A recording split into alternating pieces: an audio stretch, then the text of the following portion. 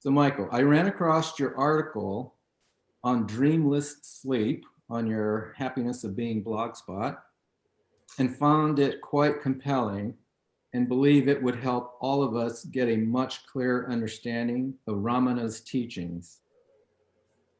In particular, I list a series of bulleted items. I don't know if I need to go through with it, but certainly we can start with the first bullet is intellectual understanding of Ramana's teachings important to awakening? And in particular, this notion of deductive and inductive inference, if at all, that's important. Right.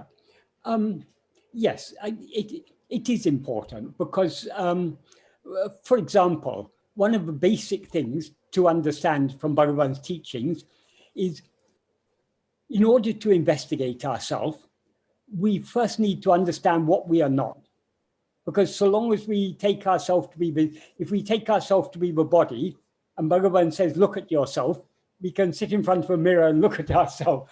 But that is not what, when he says, look at yourself or investigate yourself, that is not what he means, because one of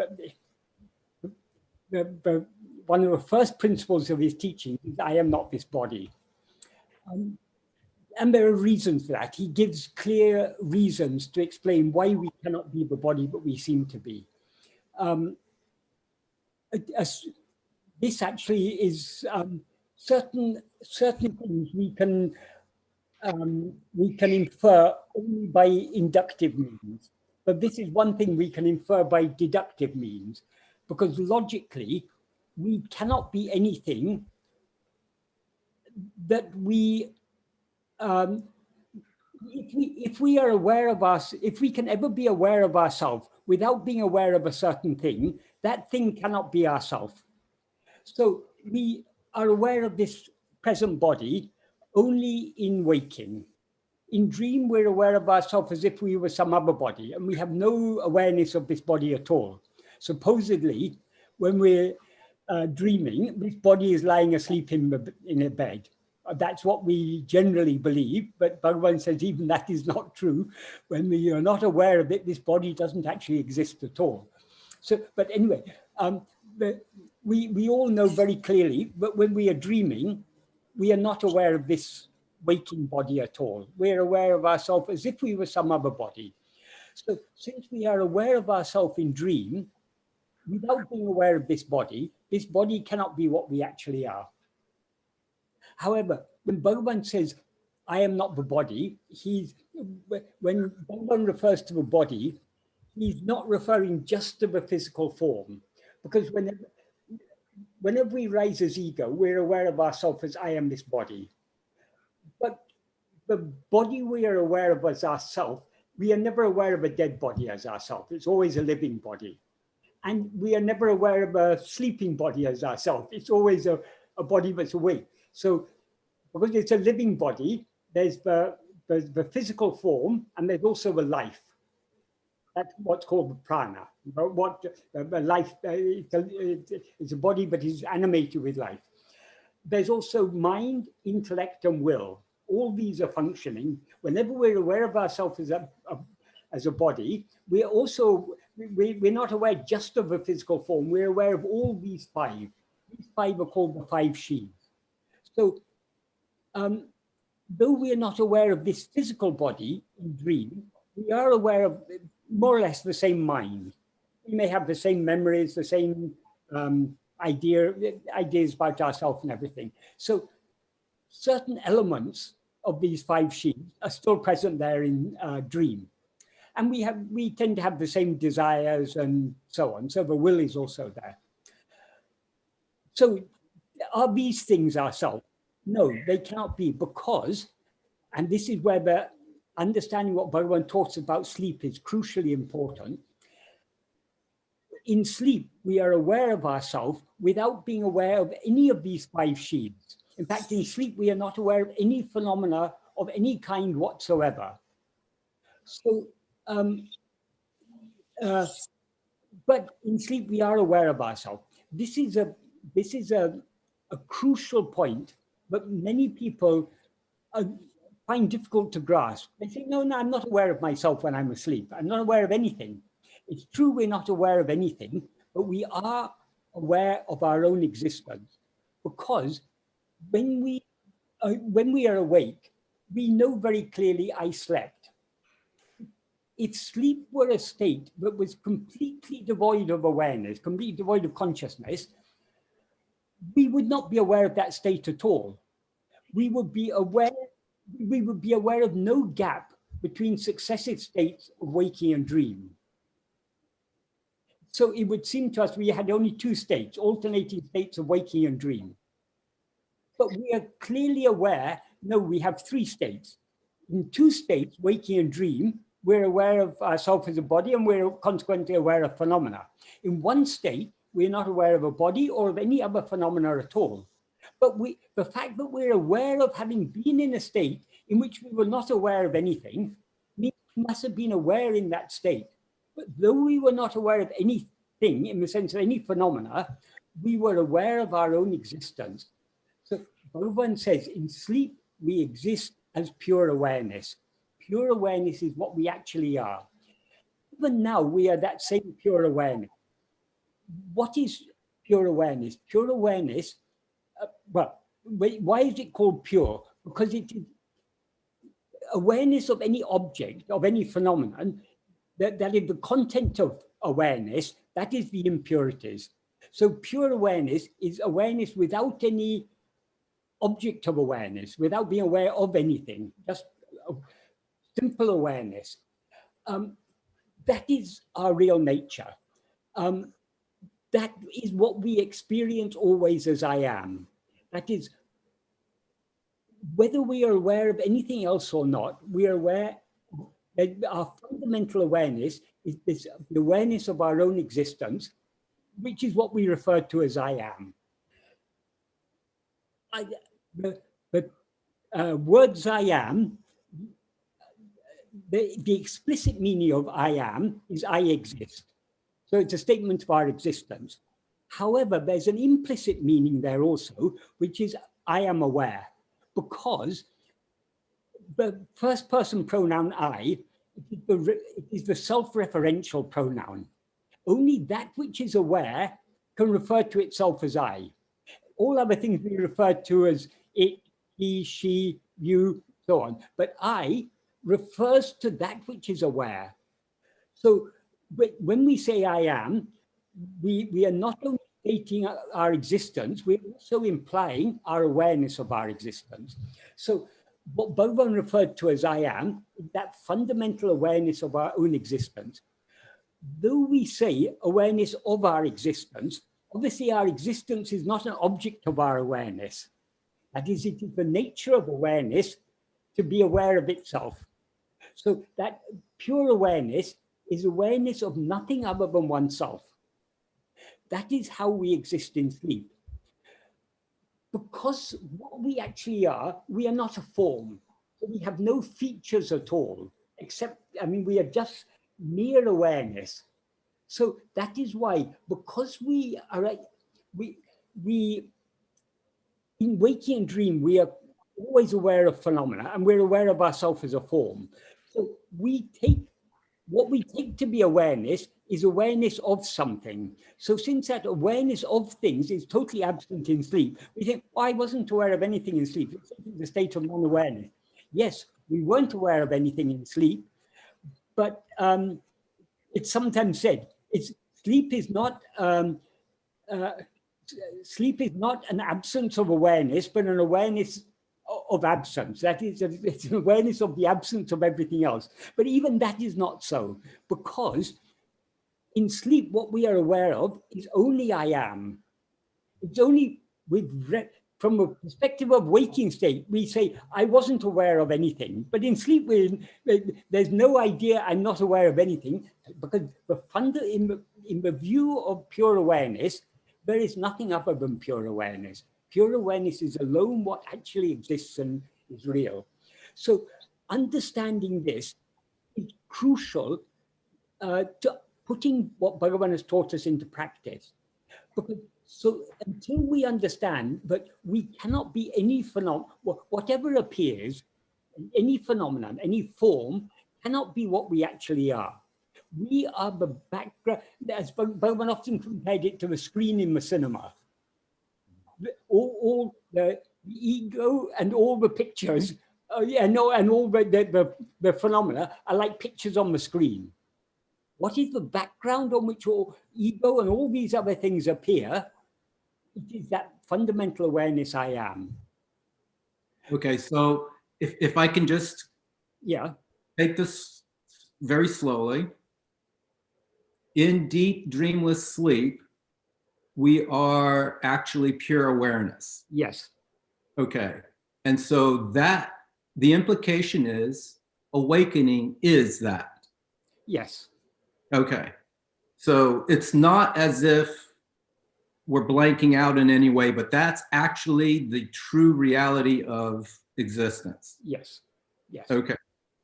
And you're also saying it's not an inductive or inferential experience. There's a gap in time because we see the change in whatever, the time or our state or anything, but it's actually a experienced, or we can't even say experienced, right? It's just we are pure being at that. It is an experience, but it's an experience unlike all other experiences, because all other experiences are experiences of something. So you've got a subject and you've got an object. The subject is ego, and whatever we're aware of is the object. But in pure awareness, there is neither subject nor object. There is just that awareness. And so we're actually, through Atma-vichara, through inquiry, through whatever our practices are, we're trying to get back to that pure awareness that we experience in sleep. That's our goal. That's our goal, yes. Okay. That's radical. But understanding this is why I said this is very important to practice. So long as we mistake ourselves to be any phenomena, when we are looking for ourselves, metaphorically speaking, we'll be looking for something. But anything, whatever appears, whatever we take ourselves to be, is not what we actually are. We are just that background awareness. So what self-investigation means, trying to withdraw our attention away from everything else and fix it on ourselves as that pure awareness. Right. And so, in fact, the nomenclature is backwards. We're actually awake when we're asleep. Exactly. And when we're awake, yes, we're actually asleep, basically. Okay. In Bhagavad Gita, I believe there's a verse that says, what is day to the jnani is night to the ajnani, and what is night to the jnani is day to the ajnani. That is, what we take to be waking is, Bhagavan says, we take waking to be a state of knowledge. Bhagavan said, waking is not a state of knowledge, it's a state of total ignorance. Mm-hmm. And we take sleep to be a state of ignorance, but Bhagavan says it's a state of perfect, pure knowledge. Okay. In the sense of pure awareness. Now you brought up this analogy of a movie theater or a cinema and the screen, and it's always been my or somewhat implied that the movie continues, but we're not, but the screen is always there. Yes. But what you're actually saying is that the movie actually stops. Yeah, but the movie stops every time we fall asleep. Right, and that's what we're trying to get to. Yes, yes. The movie actually just stopping. It's not as if the movie is reflecting off of our true nature. That's not the goal. Yes. Or to see the screen through the movie and not be fooled by the movie. But we're actually trying to turn the movie off. Yeah. Okay. But Bhagavan doesn't ask us, in a sense we are trying to turn the movie off, but Bhagavan, what is the root cause of the movie? Why do we see all these phenomena? The root cause is because we have risen as ego. As ego, our nature is always to be aware of things other than ourselves. As Bhagavan says in verse 25 of Uḻḷadu Nāṛpadu, ego grasping form, it comes into existence. This is talking about ego. He describes ego in that verse as a formless phantom ego. It's Right. formless because it's got no form of its own. It's a phantom because it's got no substance of its own. Because it's neither a pure awareness, nor is it the body. But it seems to be a mixture of both. Yes. So in itself, ego is just a formless phantom. So it has no existence of its own. But grasping form, it comes into existence. That means only by being aware of ourselves as a body does ego come into existence. So grasping form, it comes into existence. Grasping form, it stands. Grasping and feeding on form, it flourishes abundantly. So the very nature of ego is to grasp form. So long as we rise as ego, we are aware of things other than ourselves. So the root problem is not our awareness of other things. The root problem is our rising as ego. So if we can get rid of this ego, we get rid of everything else. So how to get rid of this ego? Quick question, Michael. Is the ego the same thing as the mind? What the mind essentially is ego. But the term mind is used in different sense in different contexts. Sometimes we use the term mind to refer to all thoughts collectively. But sometimes we talk of the mind seeing things. The seeing element of the mind, the perceiving element of the mind is ego. All other thoughts are objects perceived by us as ego. The perceiver of all other things, that is ego. So it is the perceiving element or the subjective element of the mind. That is, mind consists of both subject, the I, and all other thoughts which are objects. The ego is that subjective element of the mind, that perceiving element of the mind. What the mind essentially is only that, because all other thoughts are constantly changing. The one thought that is constant, not forever, not eternal, but throughout waking and dream, whenever we're aware of any other thought, who is aware of it? I am aware of it. That I that is aware of other thoughts is ego. So the essence of the mind is only ego. So often when Bhagavan talks about mind, he's using the term mind as a synonym for ego. In some contexts, we have to judge from the context exactly what sense the term mind is being used in. But what is ego? Ego is that which is, firstly, as ego, we are always aware of ourselves as I am this body. Ego is not the body, but it's aware of itself as I am this body. And as I say, when Bhagavan says I am this body, he's not just meaning the physical form, he means all these five sheaths, the physical form, the life, the mind, the intellect, and the will. These five, this makes up the body, but we experience as ourselves. As ego, we always take these five sheaths to be ourselves. Not separately, we take them as one bundle, as one collectively, I am this. So firstly, as ego, we're always aware of ourselves as I am this body. Secondly, we are always aware of things other than ourselves. So that is the nature, that which is aware of things other than itself, that is ego. Does that clarify that? Yes, it does. Thank you, Michael. Okay. Sorry, I was about to answer one other question you had asked, Dan. Can you say again? Wow. Yeah, we've all forgotten. We've forgotten.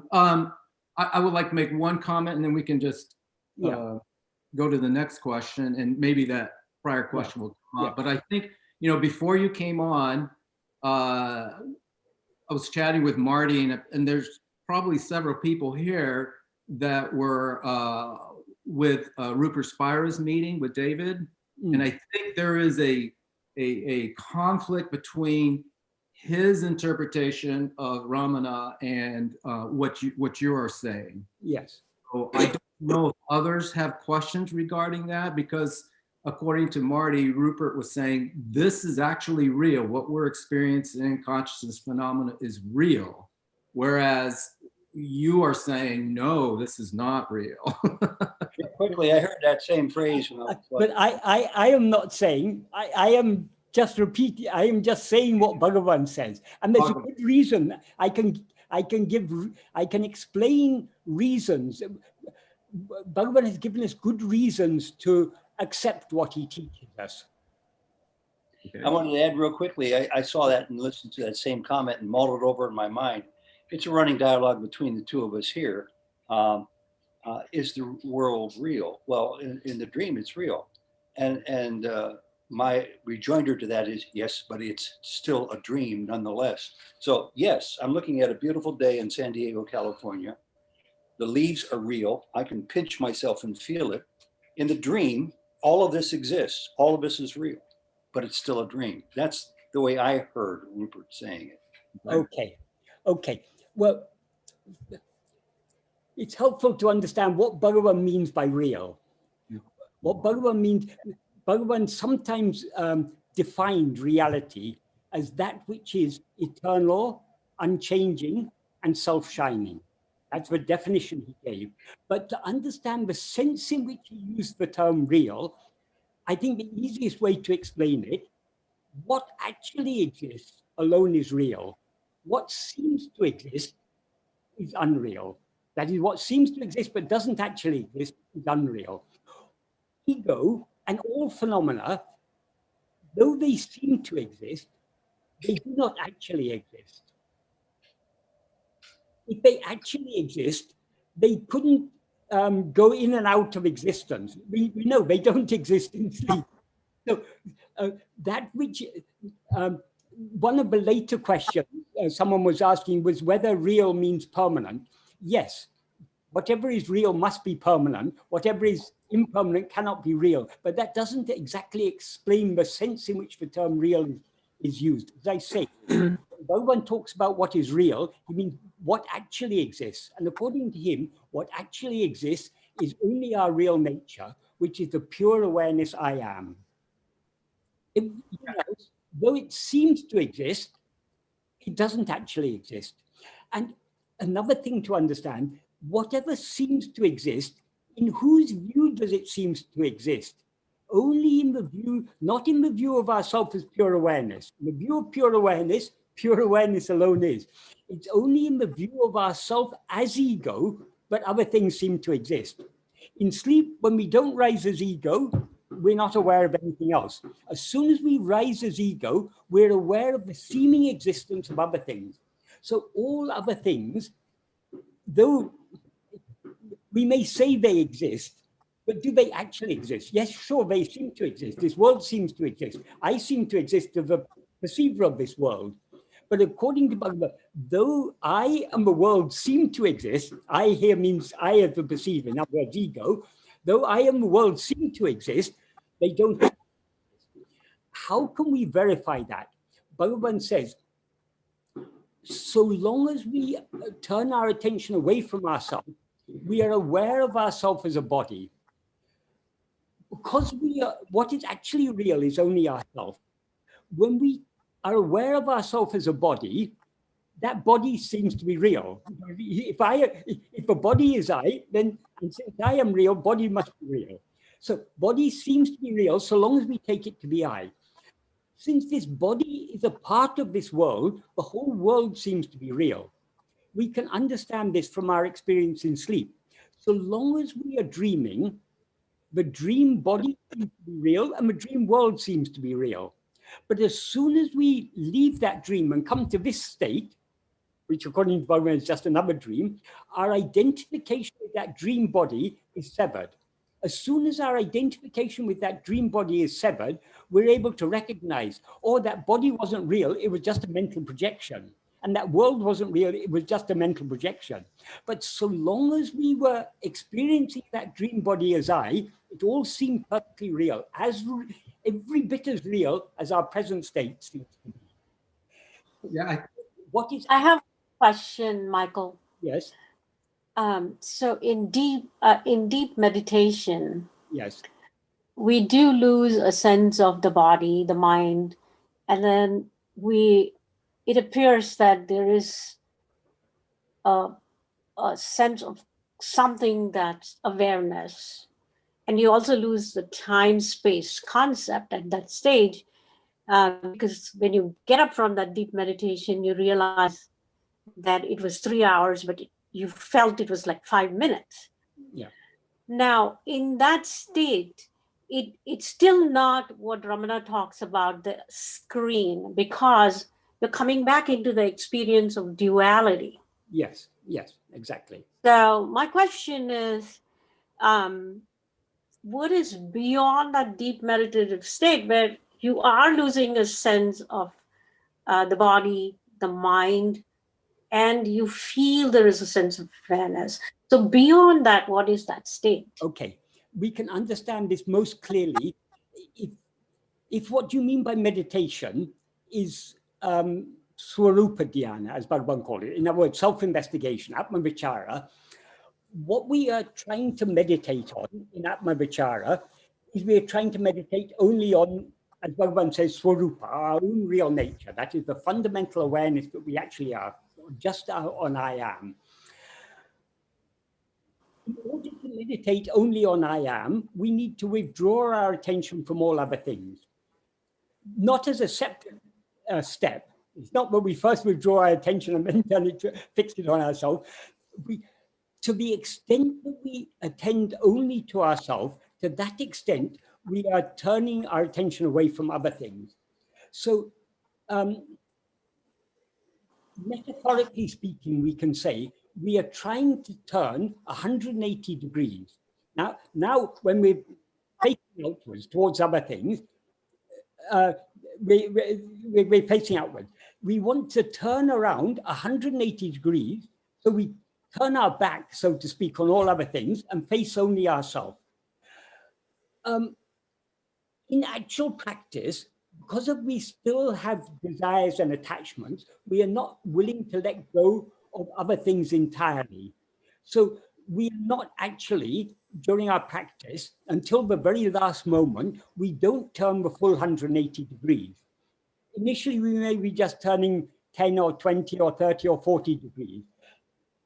As we go deeper and deeper in the practice, we're turning more and more number of degrees.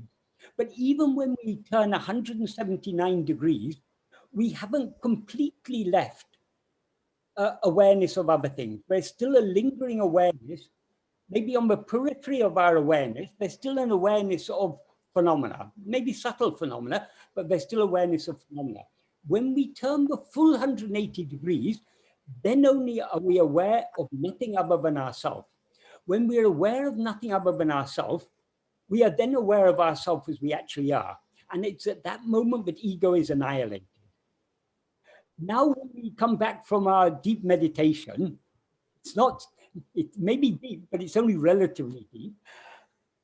We say, I was in meditation, I wasn't aware of time. So there's still that ego awareness is still there. Why? Because there's still that lingering awareness of things other than ourselves. So the answer is, however deep we go, it's not deep enough so long as we come out. We just have to continue trying more to go deeper and deeper and deeper. Deeper means to Annihilation of the ego. To ourselves ever more keenly. Sorry, I didn't catch what you said then. I said it's a total, till we achieve the total annihilation of the ego. Yeah, and that total annihilation of ego is achieved only when we turn 180 degrees. Because what is ego? Ego is a false awareness of ourselves, in the sense that it's an awareness of ourselves as something other than what we actually are. We now are aware of ourselves. I am this body. This body is not what we actually are. So the ego is that which is aware of itself as I am this body. Since ego is a false awareness of ourselves, it can be destroyed only by correct awareness of ourselves. What is correct awareness of ourselves? What we actually are is just pure awareness. Pure awareness means awareness that is aware of nothing other than itself. So in order to achieve that pure, that correct awareness of ourselves that will destroy ego, we need to be aware of nothing other than ourselves. That is what we are trying to achieve when we are practicing self-investigation. We're trying to turn that full 180 degrees. Only when we turn the full 180 degrees do we cease to be aware of anything other than ourselves. Then we are aware of ourselves alone. That state where we're aware of ourselves alone, the state is the annihilation of ego. I have a follow-up question on that. Yes. So let us say that there is a complete annihilation of the ego. Yes. And we are consciousness ourselves, like Ramana has achieved. Yes. Now, and this I think is more an intellectual question that I feel I need to address rather than a spiritual question. So if that is true, then really Ramana does not exist in that state, because he's not different from me. He alone exists. Right. But I mean, it's just that one consciousness which doesn't have name. So I'm saying Ramana does. He exists only as pure awareness. He doesn't exist as the person he seems to be in our view. Correct. So then my question is that in that Advaitic state of one consciousness, yes, he has still preached that we go around Arunachalam. Yes. Like I said, this is more an intellectual question, not a spiritual question. And so there is duality in what he is suggesting, because Arunachala is outside now, apart from that one consciousness. Yes. So intellectually, I feel that they have to be the same, but why am I viewing as separate? Okay. As Bhagavan says in verse 4 of Uḷḷadu Nāṛpadu, if oneself is a form, the world and God will be likewise. If oneself is not a form, who can see their forms and how? So our real nature as pure awareness is absolutely formless. But when we rise as ego, we attach ourselves to a form. So we experience ourselves as now, I am the form of this body. Because we experience ourselves as a form, we see the world as form. Not only the world, even God is a form. That is, the mind cannot conceive of God as formless. With any conception, any thought is a form. So whatever idea we have about God is itself a form. So that is why Bhagavan said, so long as we take ourselves to be a body, it is appropriate to worship God in form. That is not the ultimate, but that is having devotion to, but so long as our mind is going outwards, we are not clinging to ourselves. So let's cling instead to the form of God or the name of God. So it is appropriate to worship God in form, so long as we still experience ourselves as a form. Bhagavan doesn't experience himself as a form, but in our view, Bhagavan is a form. He's that young boy who had that fear of death in Madurai and then traveled to Tiruvannamalai and lived for 54 years and wrote Arunachala Stuti Panchakam, the 5 hymns on Arunachala. It is that person that he seemed to be who worshipped Arunachala as God. So long as we see ourselves as a person, we see him as a person. So we've already got duality there. This person and that person. So we cannot escape from duality so long as we arise as ego. Duality doesn't actually exist, but it seems to exist so long as we seem to rise as ego. So the root problem is our rising as ego. And what is special about Arunachala? There are so many names and forms of God. If you go to Puttupati and Tirupati and worship Lord Venkateshwara, why do people go to worship Lord Venkateshwara? Because they believe that he will bestow wealth on them. So, and if you have obstacles in your life that you want to remove, you worship Ganapati. And if you want learning, you worship Saraswati. So every name and form of God has some particular speciality, let's say. What is the speciality of Arunachala? Bhagavan has said in the first verse of Arunachaksharamamlai, Arunachala mena ahamainine pava ahatebe rarupaya Arunachala. Arunachala, you root out the egos of those who meditate on you in the heart as I. The term, it can actually, that verse gives two meanings. It can mean in the heart, or it can mean as I. Both meanings are applicable. So Arunachala is, and also in verse 10 of Arunachala Patikam, Bhagavan explains how Arunachala works, but it draws the soul who thinks of it even once and turns it within and makes it motionless like itself, and thereby feeds upon it. So Arunachala, though it appears outwardly to be the form of a hill, it has an extraordinary power to turn our mind back within, to see ourselves as we actually are. Because though it appears outwardly in the form of a hill, just like Bhagavan appeared outwardly in human form, what it actually is only that which is always shining in our heart as I. Okay. So when Bhagavan gave us something to deal with all sorts of situations. So long as our mind is turned within, we don't have to worry about any outward forms of God. But when our mind is going outward, and when we feel powerless to turn our mind back within because of the strength of our vasanas, then we pray to the outward form of Arunachala, as Bhagavan has done in Arunachala Stuti Panchakam, particularly in Aksharam, to turn our attention back within. Would you say, Michael, then that some of these teachings that Ramana gave are just for those that can take advantage of it, depending on where they're at? But ultimately, we really need not even to turn to Arunachala or anything. We really need to turn within. Turning within is turning towards Arunachala, because Arunachala, what the real form of Arunachala is that which is shining in your heart as I.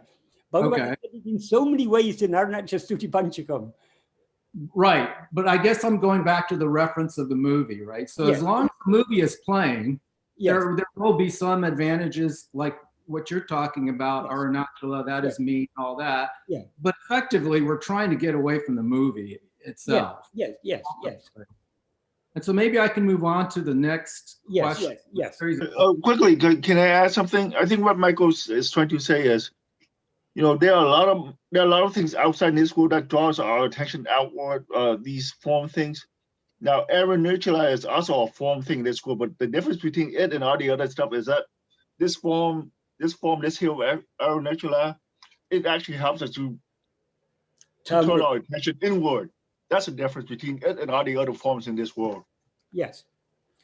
That's true, but a claim could be made with any number of things outside of ourselves. Sure. Right. It could be said, but for some reason, that is, I think we will all accept that among all human forms of guru, Bhagavan is unique in his constantly stressing the need for us to turn within. And that Bhagavan, who has constantly stressed the need for us to turn within, worshipped Arunachala as God and said Arunachala has that power to turn us within. So we cannot. There was a devotee of Bhagavan called Professor Syed. He was from Hyderabad. He was a Muslim. He was a professor of Urdu literature, I think. But because he came from the Sufi tradition, he was very much attracted by Bhagavan's Advaitic teachings. So he was very devoted to Bhagavan. And but at the same time, it was difficult for him to accept this worship of name and form. So once he asked Bhagavan, why do you say this hill is God? Bhagavan said, why did you come here?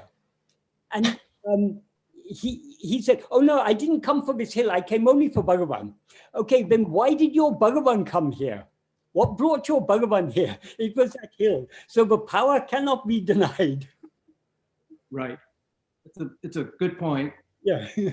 And I think maybe there was one question down my list here where Ramana is supposedly quoted as saying he's in some state between sleep and waking where there's some sense of phenomena.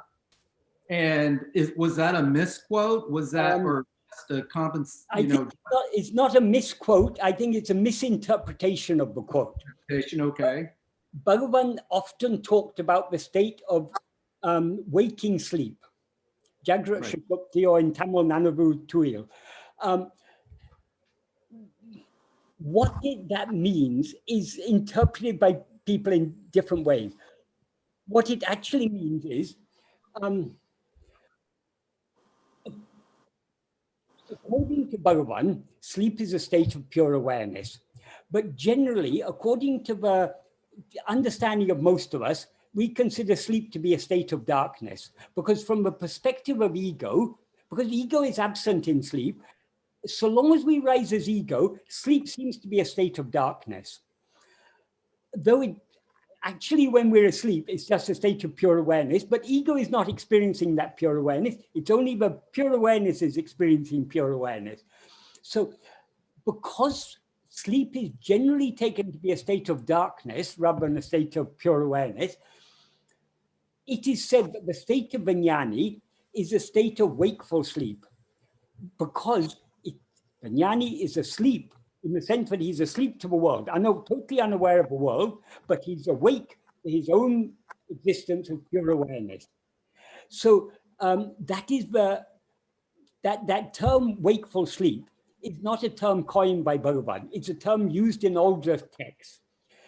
Bhagavan has written a verse clarifying about this. Another term for this wakeful sleep is Jagrat Sushupti. Sorry, I mean is the fourth.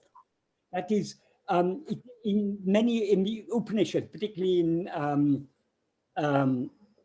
I think in several Upanishads, but definitely in the Mandukya Upanishad, it is said there are four states.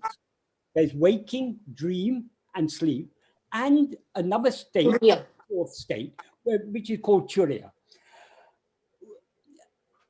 Though it's called Turia, is a Sanskrit word that means the fourth. But though it's the fourth, it's not actually the fourth, it's the only real state according to Bhagavan. So what Bhagavan says in verse 32 of Uḷḷadu Nāṛpadu is, for those who experience waking, dream, and sleep, waking sleep, that is Jagrat Sushupti or Nanavu Tuil, as he says in Tamil, which is beyond these three, is called Turia, the fourth. Since that Turia alone exists, and since the three states that appear or seem to exist do not exist, be assured that Turia is actually Turia Atita, that is what is beyond the four. Because to create more confusion, not only do they call the one real state as the fourth, they also, in some texts, they talk about Turia Atita, as if there's some state beyond Turia. Atita means beyond. But Bhagavan says Turia itself is what is referred to as Turia Atita is Turia, which is beyond all other states. It's not that there's any state beyond Turia. Turia alone exists, he says. So that state of wakeful sleep is the only state that is real. Waking, dream, and sleep, they are only an appearance in the view that exists, like all appearances, they seem to exist only in the view of ego. But one point needs clarifying here. When he says sleep doesn't exist, he's here talking about sleep as one among three states. When he says that sleep is a state of pure awareness, he's talking about what actually remains in sleep. When in the absence of waking and dream, what remains is only pure awareness. And that is the state which, from our perspective in waking and dream, we refer to as sleep. So does this mean that Ramana has not descended from his supreme consciousness, but we have manifested Ramana in our quest for seeking Bhagavan, the answers? Bhagavan never ascends or descends or anything. He just Right. is as he is. And he has always been as he is, because he is the one eternal reality. That one eternal reality alone is what actually exists.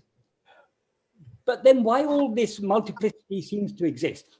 In the Upanishads it said, that what is Brahman? Ekam eva advityam. That means one only without a second. So if there is, that is the fundamental principle of Advaita. There is only one thing without a second. If such is the case, then how all this multiplicity appears? The question arises. The answer given generally in the older text, the answer that is given, all this appears because of avidya, ignorance, or maya.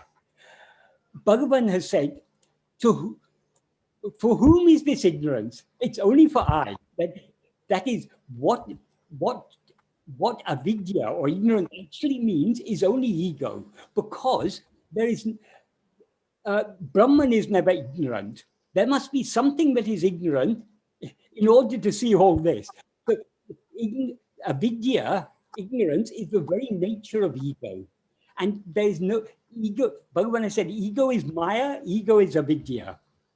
So the whole problem rises, the whole problem is caused by our rising as ego. If we solve this problem, we solve all problems. So, but though there now seems to be all this duality, it seems to exist only in the view of myself as ego. So is this ego real? If we turn our attention within to see what we actually are, we will find that we are just pure awareness, and we have always just been pure awareness, so there was never any ego. Because ego is the false awareness of ourselves as something other than what we actually are. That's why it's called avidya. It's ignorance, because in the sense that it's not the real, it's a distortion of the real awareness. So the question then arises, why did I shift from that all awareness into an avidya mode? What triggered that? Okay, Bhagavan said that's an invalid question, because if you had actually left that state, an answer could be given. But Bhagavan said, before asking that question, first you should investigate yourself to see what you actually are. If you see what you actually are, you will see that you never left that state. Therefore, asking why you left that state or how you left that state is meaningless. Bhagavan said, asking how or why ego has risen is like asking how or why the son of a barren woman was born. There is no such thing as a son of a barren woman. If she is barren, that means she has no children. If she has a son, then she's not barren. So the son of a barren woman is a logical impossibility. There's no such thing. Ego is as non-existent as the son of a barren woman. However, though that is the ultimate truth, ego now seems to exist. But if we want to understand the relationship between ego and our real nature, Brahman or pure awareness or whatever we want to call it, it is exactly like the relationship between the snake and the rope. So long as we see the rope as a snake, we are not seeing the rope as it is. What we are seeing is only a rope, but we're not seeing it as it is. We're not seeing it as a rope, we're seeing it as a snake. Because we see it as a snake, we feel fear. And because we feel fear, we don't want to go too close. But the only way to get rid of that snake, you cannot get rid of it by beating it with a stick or something. It's not going to die. If you want to kill that snake, there's only one way to kill it. Look at it very carefully. If you look at it carefully enough, you'll see, oh, it's just a rope. Have you killed the snake? In a sense, yes. The idea that it's a snake has gone. But you haven't really killed the snake because there was never a snake there in the first place. Likewise with ego. If we as ego look at ourselves carefully enough, that is, if we look at ego carefully enough, we will say, oh, it's just pure awareness. So what ego is a mere appearance. What it actually is just pure awareness. So our existing as ego is not real. If we look at ourselves carefully enough, we'll see we are just pure awareness. And pure awareness is immutable. That means it never undergoes any change whatsoever. So we have never, that's why the ultimate truth is said to be ajata. Nothing has ever happened. Nothing has ever come into existence. Nothing has ever appeared. What is as it is always. That is the ultimate truth. But now we have the problem. It seems to be otherwise. So how to get rid of this problem, this seeming duality that comes into existence whenever we rise as ego? We need to get rid of ego. How to get rid of ego? Ego is a false awareness of ourselves, so we can get rid of it only by true awareness of ourselves. Once we investigate ourselves and see what we actually are, we'll see there was never any ego. And therefore the question, how did it ever come into existence, is a redundant question. That is why it is said, Maya is annihilation. Annihilation is often said inexpressible, but I think what is implied by annihilation is it is inexplicable. You cannot explain Maya. You cannot explain the birth of the barren woman's son. You cannot explain the birth of ego, because the ego has never actually been born. It's almost like saying what appears never appeared. That's what it kind of sounds like you're saying. Yes. Because whatever appears, nothing can appear except in the view of something. There must be something that sees the appearance. Right. It's but the way the seer of the appearance is the problem. The appearance is not the problem. The root of the problem, and the appearance is a secondary problem. The root problem is the seer of the appearance. Right.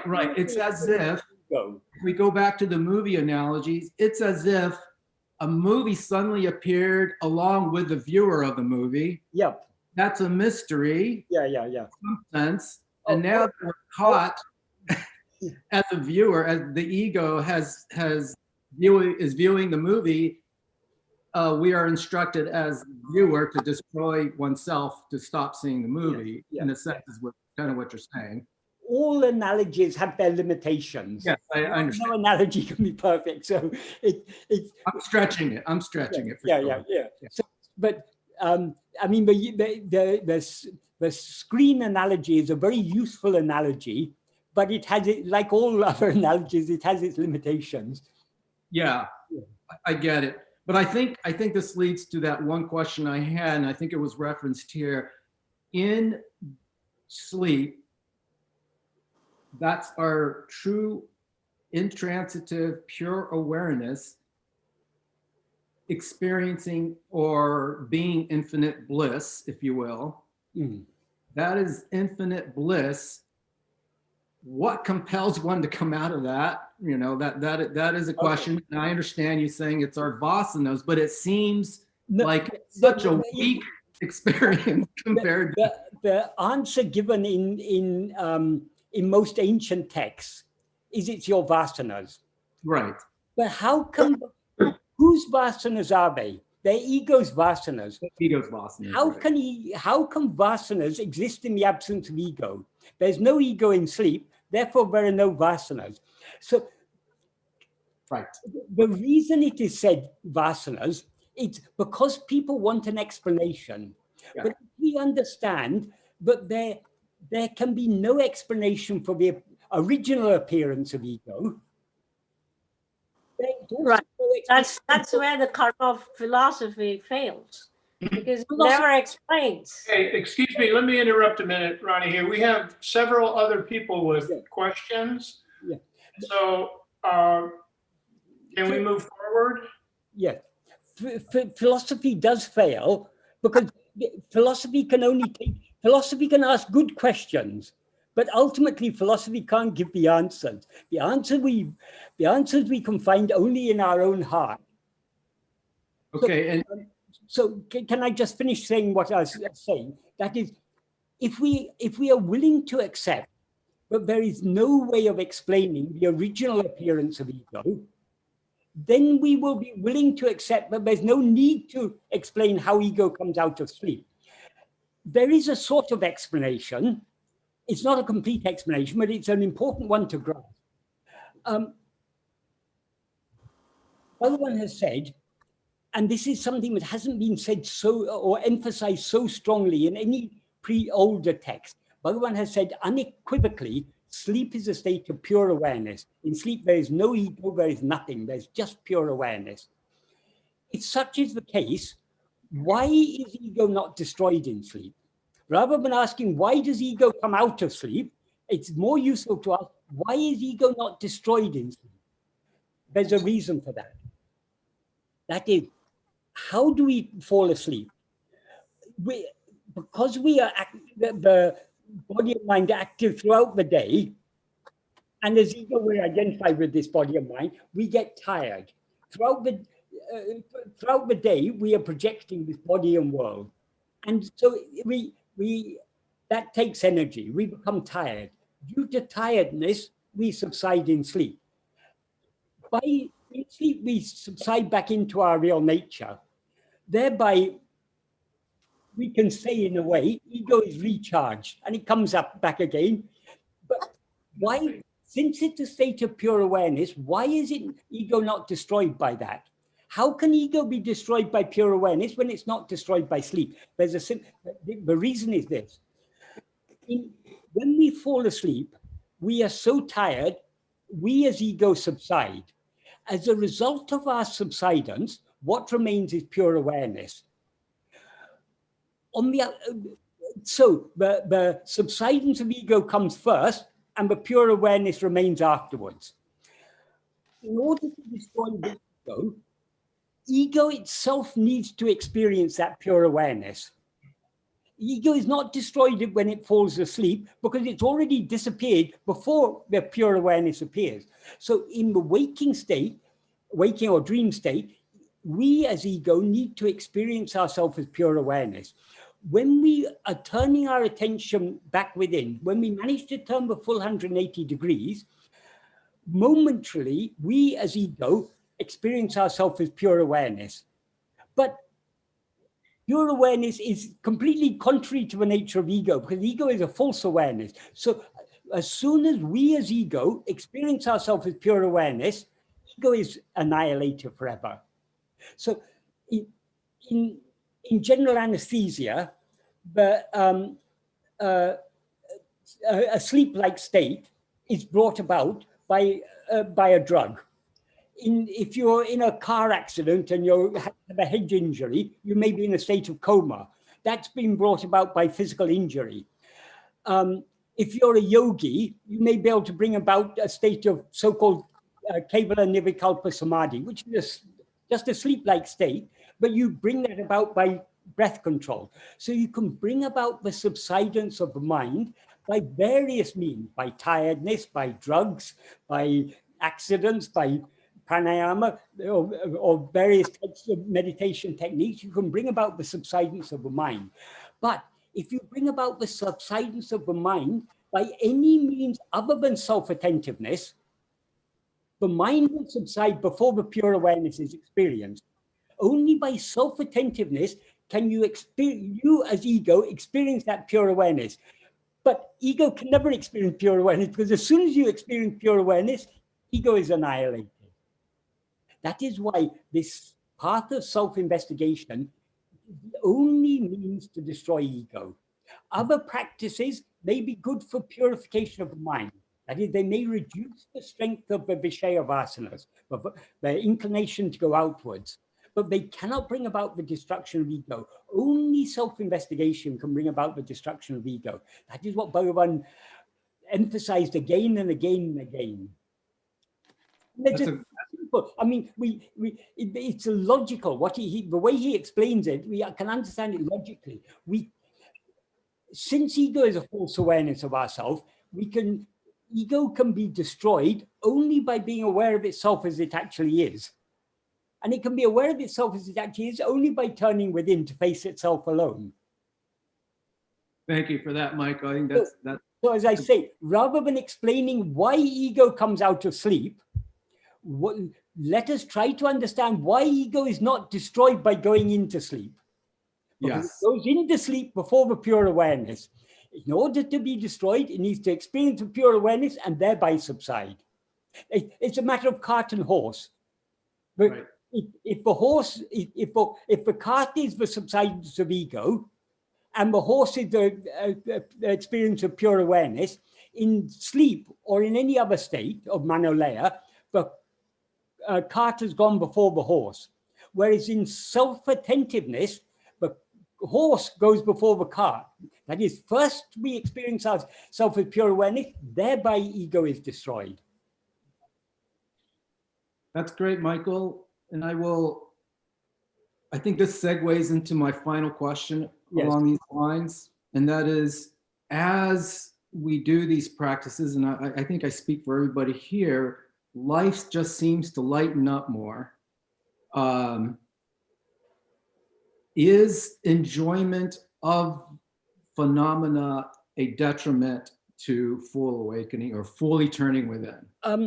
When you say life lightens up, yes, that is true. But why does life lighten up? It lightens up because that is to the extent that we understand Bhagavan's teachings and put them into practice, to that extent, we are willing to let go of other things.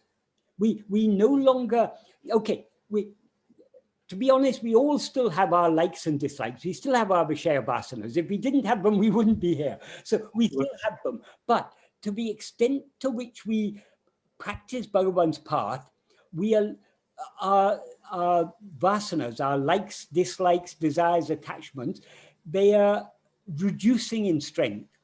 The more they reduce in strength, the easier life will be. Okay, nothing changes. According to Bhagavan, what is destined to happen, that will happen.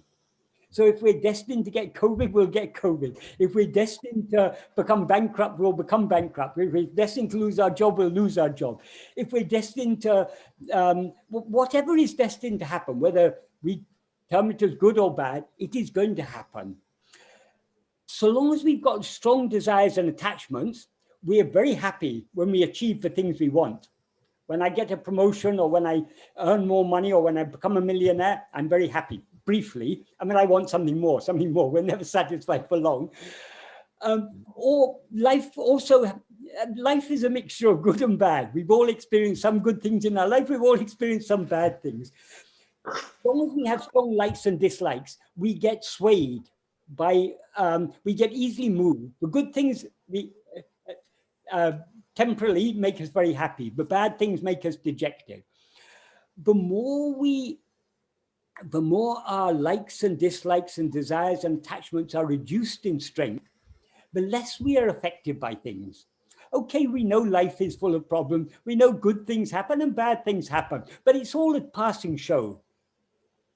Now all these things loom very large. But we know some years hence, this body is going to die, we're going to have to say goodbye to it. So even if we become a billionaire, or we become the most learned person in the world, or the most powerful politician or whatever, there's a day going to come where we're going to have to say goodbye to it. So why should we attach so much importance to all these, this wealth and health and all these things? They come and they go, nothing lasts. So in this way, by understanding Bhagavan's teaching, your first question was, how important is an intellectual understanding? If we understand Bhagavan's teachings deeply and comprehensively, that itself puts us in a surrendered frame of mind, because we no longer attach so much importance to all these things. We no longer, we still have likes and dislikes, but they're not so strong. We still have desires and attachments, but they're not so strong. Because the likes, dislikes, desires, and attachments and so on are not so strong, we are less affected by what happens. That is why our life is much lighter, as you say. So we are not actually, it's not because we are enjoying the phenomena that life is lighter. It's because we are more indifferent to the enjoyment of phenomena. You got it. That's right. Yeah. So this is what Bhagavan talks about when he talks about when you're traveling on a train, why should you carry your burden on your head? To the extent to which we give up our likes and dislikes and desires and attachments and fears and all these things, to that extent we are leaving the luggage aside. And Bhagavan doesn't ask, the true sign of following Bhagavan's path properly is that we will be happy.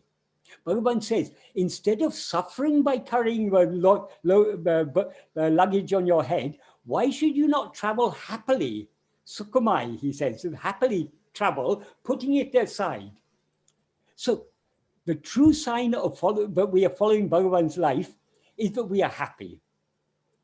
That doesn't mean we go around dancing. I mean, inwardly, we feel at peace, we feel calm, we feel unperturbed by the things of life. Of course, it's never perfect. We shouldn't think, oh, now I'm unperturbed, I'm unaffected. If we begin to think like that, ego rises and then we get affected by things. So we are unaffected by things to the extent that ego subsides. So as soon as we begin to think, oh, I'm succeeding in this path, I must be surrendering very well because I now find life much lighter. Some blow is going to come. It's going to come. Because so long as there's an I that feels I have surrendered, we have not surrendered. Because the I is what is to be surrendered. Thank you. And it reminds me of the quote from Yoga Vasishta, that one should enjoy the delight that flows from peace, Yes. which is irrelevant. It's not personal, but it just flows. Yeah, Thank you. exactly. Because peace is our real nature. That's right, yeah. To the extent that we are free of likes and dislikes, to that extent we are close to our real nature. Bhagavan explains how we seem to enjoy happiness from external things. That is, not only physical objects, but intellectual pleasure, whatever gives us pleasure in life. Why do those pleasurable experiences seem to make us happy? Because we have a desire for them. When the desire is satisfied, the agitation of the mind is calmed down. So the subsidence of the mind is what makes us experience the happiness which is already within us. So there's no happiness in any of these things outside. We talk of intellectual pleasures, we talk of sensual pleasures, we talk of so many pleasures, but there's no pleasure in any of these things. The pleasure we seem to derive from these things is the happiness that is our own real nature, but is always within us. So to the extent that we as ego subside, to that extent we will be at peace, we will be satisfied, and life will go on smoothly. That doesn't mean there won't be troubles. Troubles will always be there, but we will be unaffected by them, or not totally unaffected. We'll be less affected by them. Thank you, Michael. Okay, Savita, on to your questions. Oh, Wait, you're muted. Hold on.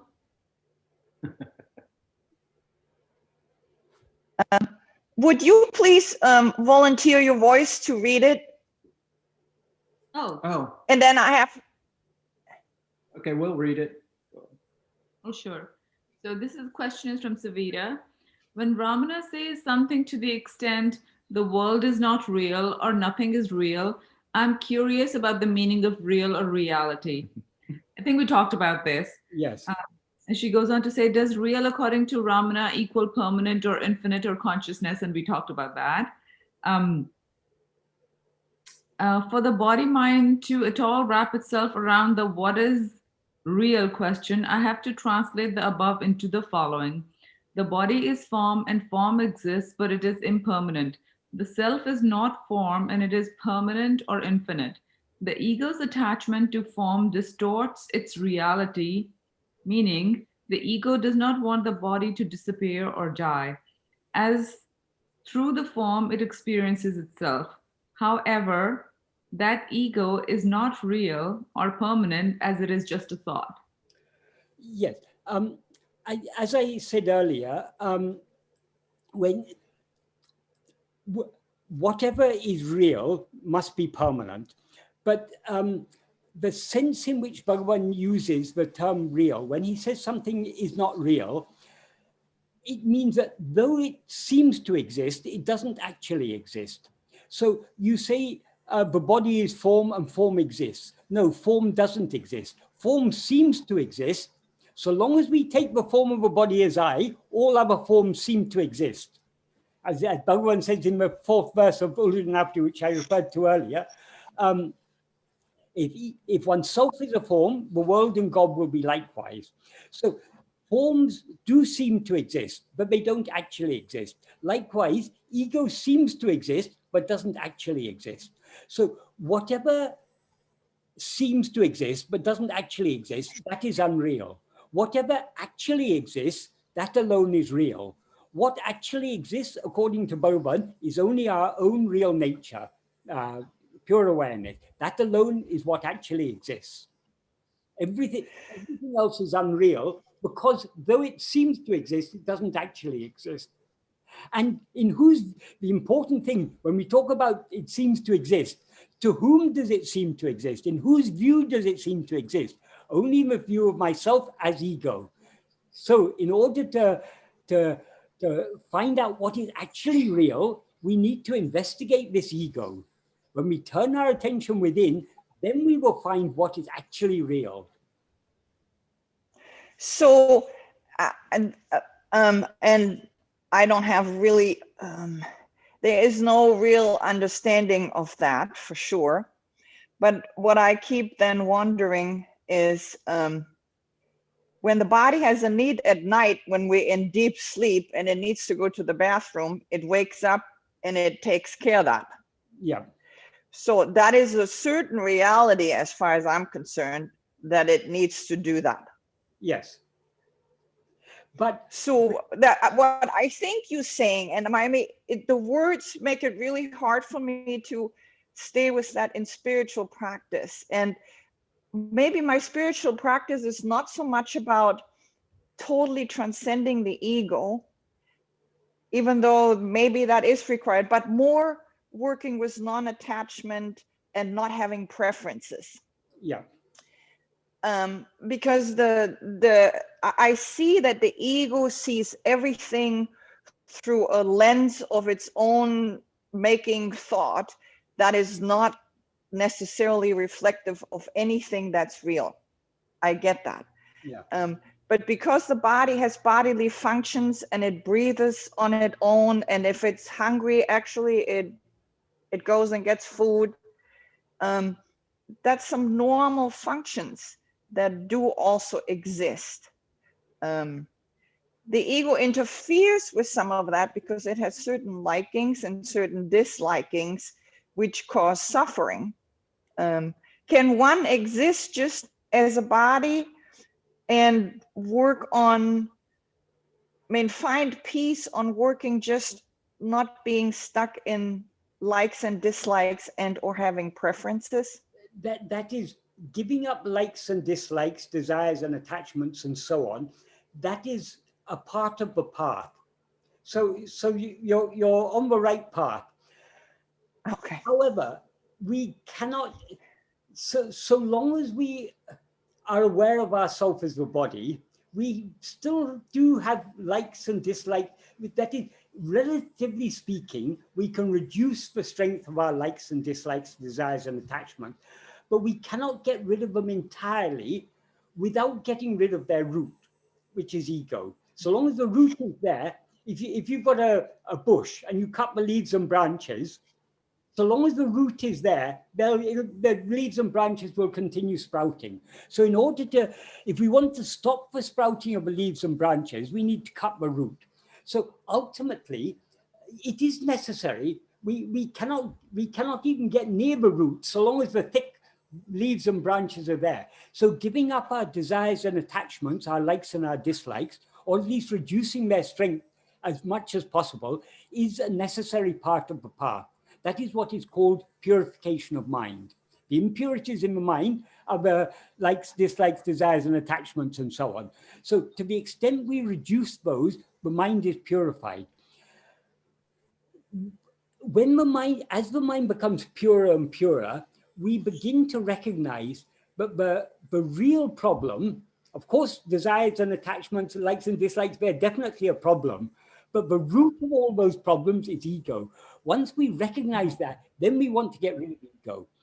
So, so long as we are content to function as a body, we can, as you say, we can reduce our likes and our dislikes and our desires and attachment to a certain extent. But ultimately, if we want to be totally free of all likes, dislikes, desires, and attachment, we need to be free of ego. And being free of ego entails being free of the body, because our connection with this body is only because we have risen as ego. As ego, we are aware of this body as I. So we are attached to this body.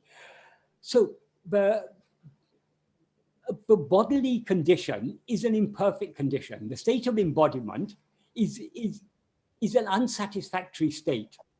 So, but this spiritual path is a process. So if the present stage in of your spiritual progress, you feel the appropriate thing is to focus on reducing desires and attachments and likes and dislikes, if that is what you feel is appropriate, that is fine. But the more you go deep into this path, you will begin to recognize more clearly, but actually, you cannot get rid of these likes and dislikes, desires and attachments totally without getting rid of their root. So you're definitely going in the right direction. Okay, so Michael, so how do you weaken the ego and ultimately destroy it? By doing self-enquiry and by turning your attention inward, so that you slowly begin to become more and more aware of your pure awareness state? Yes, that is, to get rid of ego, we need to understand what the nature of ego is. As Bhagavan says in verse 25 that I referred to earlier, he describes ego as a formless phantom, and he says, grasping form, it comes into existence. Grasping form, it stands. Grasping and feeding on form, it flourishes abundantly. Leaving one form, it grasps another form. But he then says, it's sought, it takes flight. What is he implying by this? The nature of ego is always to be aware of things other than itself.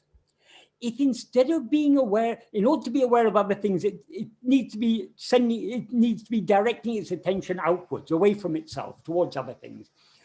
If instead of directing its attention towards other things, which is what he describes as grasping form, if it directs its attention back towards itself, it subsides.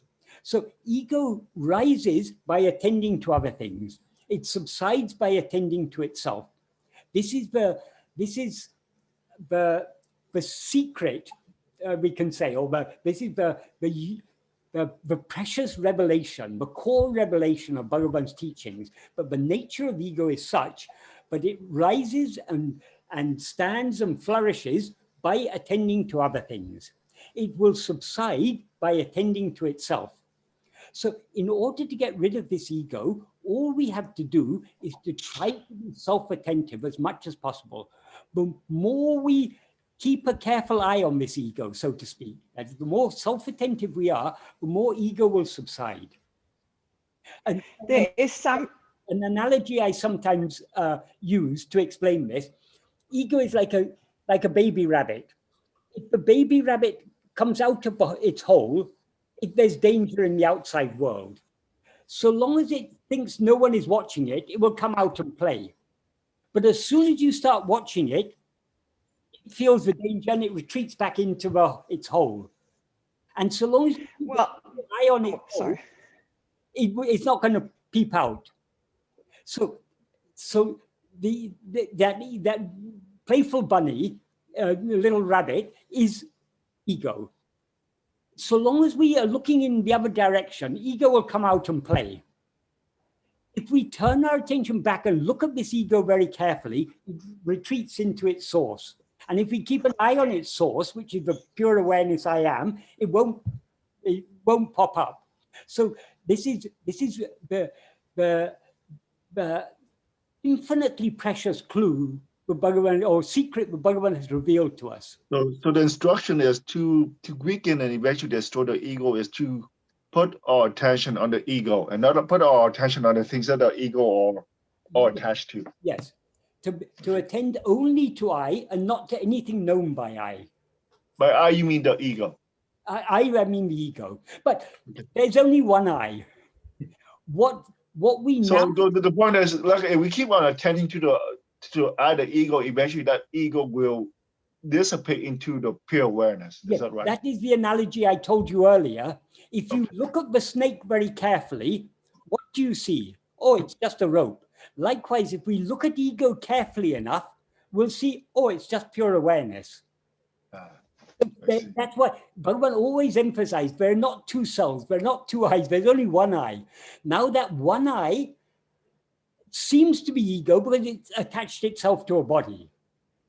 If we, instead of allowing that ego to face outwards, if we turn the attention of ego back towards itself, it will subside and disappear.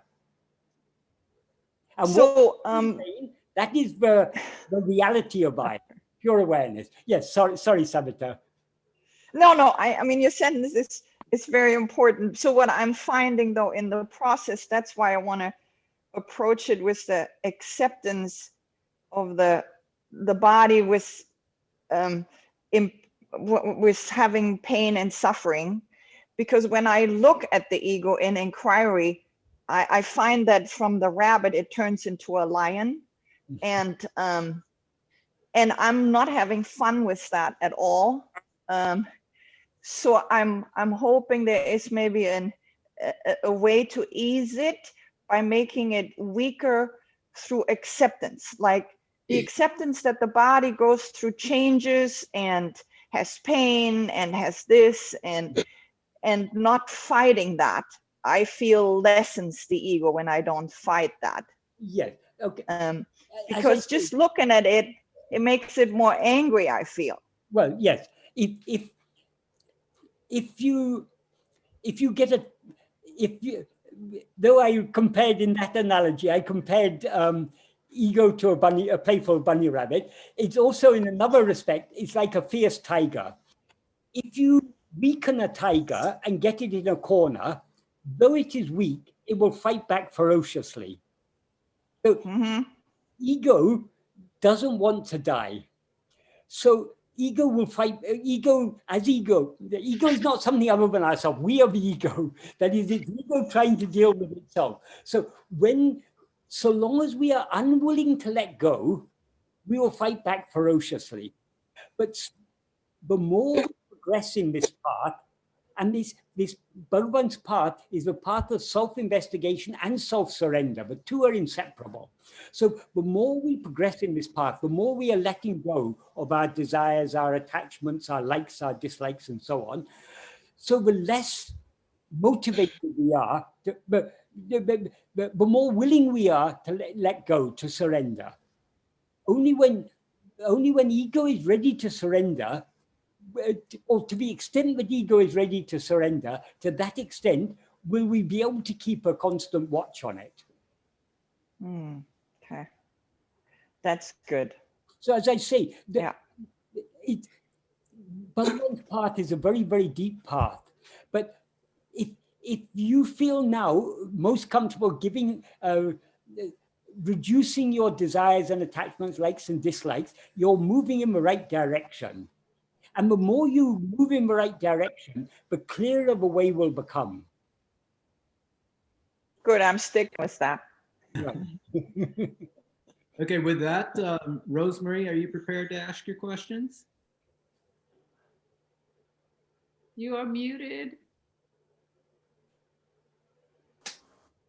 I don't have it pulled up. If you or Ramana would read it, I would appreciate it. Sure. You want to read? Okay. First question. In Sri Ramana's translation of Shankaracharya's Viveka Chudamani, what audience or what level of aspirant is he addressing? Please sum up the teaching given here so that we are all on the same page. Arthur Osborne said it was a very free translation, air quotes. So is there more to it than meets the eye? I'm sorry about that. Okay, shall I answer that bit first? Okay. When Bhagavan's translation is a free translation in the sense that it's, whereas most works that he translated from Sanskrit, he translated into Tamil verses, and then he translated one verse into one verse. In the case of Vivekachudamani, he wrote it in prose. And he often connected verses together. So sometimes one sentence would be a translation of, say, 2.5 verses. Sometimes he rearranged the order of ideas. So, but he was closely following the verses, but not strictly following along the same order of presentation of ideas. So in a sense, it's a free translation. In a sense, it's very faithful to the original. I mean, he's not deviating from the original in the meaning. But whenever Bhagavan translates, he clarifies the meaning. So it's a free translation in the sense that he's clarifying the meaning of the original, and he's also, by slightly rearranging the order of ideas, that is also all part of the clarification. That said, it's many years since I last read Vivekachudamani. And Bhagavan's Tamil is actually, though he wrote it in Tamil prose, even many Tamilians find it quite tough to understand, because Bhagavan was writing it for a particular person who was used to a certain style of literary Tamil. So he wrote for that person. About what audience or level of aspirant is he addressing? One thing Bhagavan says in his comment, in his introduction to his translation, is that Shankara wrote his commentaries on the Prasthanatraya. That's on the 3 sources of Vedanta. That is the Upanishads, the Brahma Sutras, and the Bhagavad Gita. But when he did so, he was writing that to a large extent for scholars. Because philosophy, there were a lot of different schools of, or different philosophical views were competing with each other in those days in India. Shankara was trying to establish Advaita as the true meaning of the Vedas. So in order to establish Advaita, he had to, he could have argued for Advaita based only on our experience, as Bhagavan did. Bhagavan didn't rely on any Upanishads or Bhagavad Gita or anything. Sometimes he would refer to those if it was appropriate according to the person he was talking. But his essential teachings of Bhagavan, he's basing what he teaches, that is, he argues for the I mean, he gives the reason for why we should believe what he teaches us based on our own experience. Whereas Shankara, because he was catering, he had to compete with other schools of philosophy, which gave importance to the Vedas, he argued on the basis of these texts. So those texts, his commentaries on the Prasthanatraya, on these 3 sets of texts, are very scholarly and suitable for academics, for philosophers, and so on. But Bhagavan says in his introduction, knowing that that is not so useful for spiritual aspirants, he summarized all that he had said in his commentaries on those texts. He summarized it in Vivekachudamani. So Vivekachudamani is meant for spiritual aspirants. However, if you read Vivekachudamani, it's a much more complicated, the explanations that are given there and the ideas, a lot of those ideas are really superfluous. We don't need to know all that is written in Vivekachudamani. So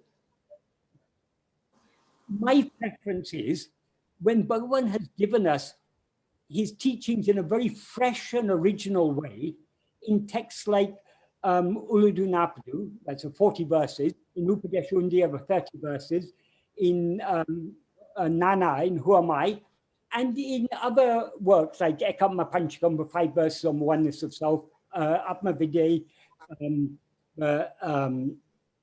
the Song on the Science of Self, and in some of the verses of Uḷḷadu Nāṛpadu, a supplement, some of them are Bhagavan's original verses, some are not. So the original verses of Bhagavan there, and these other texts, and of course Arunachasthuti Panchakam, here Bhagavan gives us his teachings in a undiluted form. He presents Advaita in a very simple and very fresh and very original way. As I say, what is one of the unique features of Bhagavan's teaching is what he revealed about the nature of ego, and the fact that what he referred to in the older texts as avidya and as maya is nothing but ego. The root problem is ego. If ego comes into existence, everything comes into existence. If ego doesn't exist, everything doesn't exist. That's what he says in verse 26 of Uḷḷadu Nāṛpadu. So Bhagavan's teachings are so fresh and so original, and also so simple. We shouldn't, that is, the Advaita means not two. What can be simpler than not two? So to be true to the spirit of Advaita, we need to give very, very simple explanations. Bhagavan has explained things in the simplest possible way. So if we compare what is written in Vivekananda with what is written, for example, in Uḷḷadu Nāṛpadu or in Who Am I, it's so much clearer, so much simpler, and so many, and free of so many superfluous ideas, unnecessary ideas, whereas Vivekananda, it explains it all in a more complicated way. Essentially, it's explaining the same thing, but in a complicated way and bringing in many unnecessary ideas and concepts. So Vivekananda, it is a useful text, but it's not really essential. If we, particularly for those of us, most of us don't know Tamil. So rather than these works that Bhagavan has translated into Tamil, which he did for the particular individuals, and many of these translated works he wrote before he wrote his own original works. So his own original works, that's all we need to know. If we understand Bhagavan's own original writing, there's nothing else we need know. So the simpler we can keep it, the clearer our understanding will be. And along with simplicity goes depth. Because what Bhagavan says in Uḷḷadu Nāṛpadu and Who Am I, though they're very, very simple ideas, Bhagavan says, they're extremely deep ideas, extremely subtle ideas. So my advice, what I find useful for myself is to stick to Bhagavan's teachings, try to understand his teachings and put them into practice. Nothing else is necessary. And I have been studying Bhagavan's works now for more than 40 years. But the more I practice and the more I study them, the more depth I'm able to see in them, the more clarity I'm able to get from them. So nothing else is necessary. In my experience, nothing else is necessary. Bhagavan's works alone are sufficient. Whereas if we read other things, we are filling our mind with so many ideas and we create confusion for ourselves unnecessarily.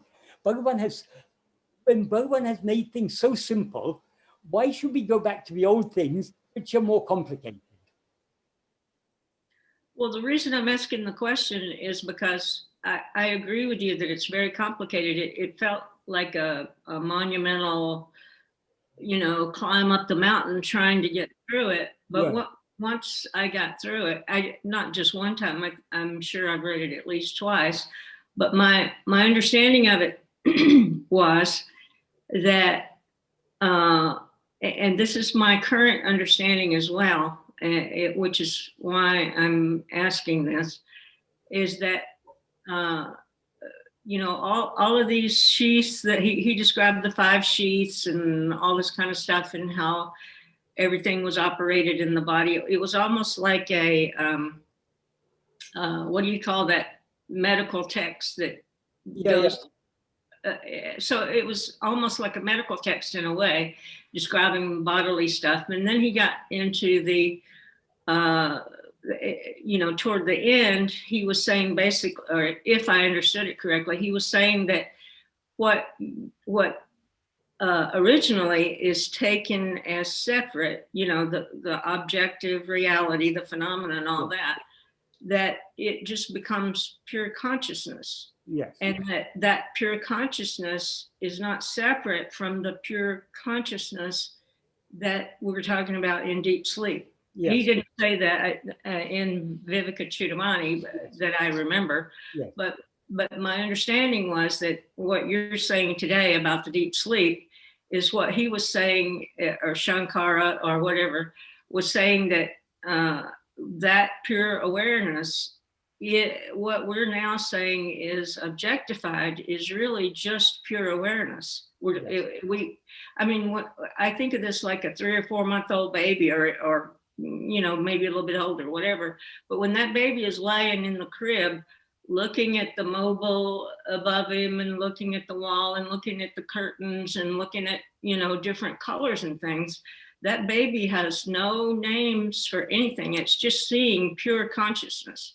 It's later on that the names and the ideas, the mental construct comes about later on. But that baby is just pure consciousness with nothing else attached to it. So that has been where I find my present state or consciousness, or whatever you want to call it, is seeing that what is out here that I call this or that or the other is really just consciousness, and it's not separate from that pure awareness that you're talking about in deep sleep. Now, of course, if I look at a chair, I see a chair, but there's a knowledge or a knowing that it's just pure consciousness. And it doesn't matter to me whether the chair is there or not, or whether anything is here or not. It's just here, but it doesn't have, a meaning other than pure consciousness. And I know that, like with Bhagavan, I remember that story about him sitting out in the orchard, and the workers taking a stick and hitting the tree and making the mangoes fall. And he was actually, drawing up and saying, why do you have to do that? You can just shake the limb and the mangoes will fall if they're ready to fall. And he could actually feel. So in other words, what he was seeing out here, he saw it as pure consciousness, and he felt it. He felt everything that he saw. He was seeing something happen, yet he was also seeing it as pure consciousness. Is that making any sense? And how does it fall into what you were saying about? In a sense, it is. That is, Bhagavan saw everything as himself. Right. And what he himself means pure consciousness. Right. But so long as you see the rope as a snake, you're not seeing it as a rope. Right. When you see it as a rope, you no longer see it as a snake. Likewise, now we are seeing pure consciousness as ego and phenomena. I am the world. So long as we see it as such, we are not seeing it as it is. When we see when we are aware of pure awareness as it is, we will no longer be aware of it as all these forms. So in our view, Bhagavan was seeing this world because we took him to be a body. But he says in his view, what he was seeing is only pure awareness. In his view, there were no others. Right. There is only pure awareness. Right. So where's the conflict in being in the deep sleep state of just pure awareness, or being in the waking state and only seeing pure awareness? In sleep, we are seeing the rope as a rope. In waking and dream, we're seeing the rope as a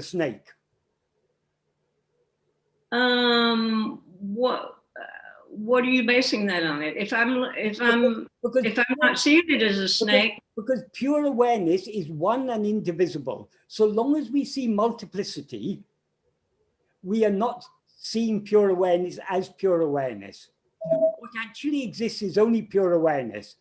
So we're never seeing anything other than pure awareness, but we are not seeing pure awareness as pure awareness. We're seeing it as all these multiple names and forms. but it came from. I mean, it is part of that pure awareness. Because the pure awareness, the ultimate substance of all things is pure awareness. But and would that pure awareness be light, or is that phenomena? Metaphorically, it is described as light, because that is what metaphorically illumines all things. Without pure awareness, we wouldn't know anything. So in that sense, it is referred to as light. Bhagavan often referred to it as light. Okay, but so then what I see, physical light. Physical light is. So what I see, and I'm calling it consciousness, is just a reflection of that light, and it's happening within the light, and it's reflected from the light, but it's all one consciousness, right? Ultimately, it's all one consciousness, yes. But in order to experience that one consciousness as it is, you need to turn your attention away from all phenomena back towards yourself. But if you don't call it phenomena, if it just is what it is. But so long as we see it as phenomena, we are not seeing it as pure awareness. Okay, it's pure awareness, but wars, famines, everything is pure awareness. But so long as we experience it as wars and famines, it's not very. I see it as wars and famines because somebody told me it was wars and famines. But when I was 3 or 4 months old, I didn't know it was wars and famines. No, but if so I'm unlearning what I learned and just seeing it instead of wars and famines, just consciousness. When you were 3 or 4 months old, you knew when you were hungry, and you played out. Well, there was no one who knew that. The body experienced it, right? Well, we don't remember that far back, but it certainly children appear to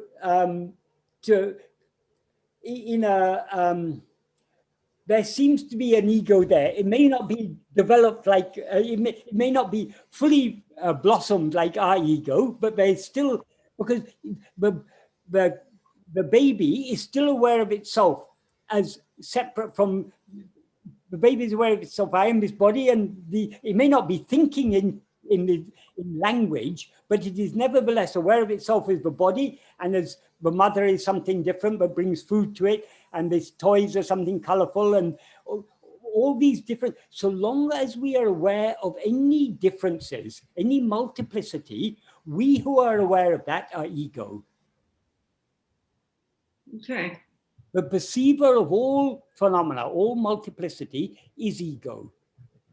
So the meaning of Vivekachudamani and Uḷḷadu Nāṛpadu is basically the same. Essentially, yes, but in Uḷḷadu Nāṛpadu, Bhagavan says it makes it so much simpler and clearer. Okay.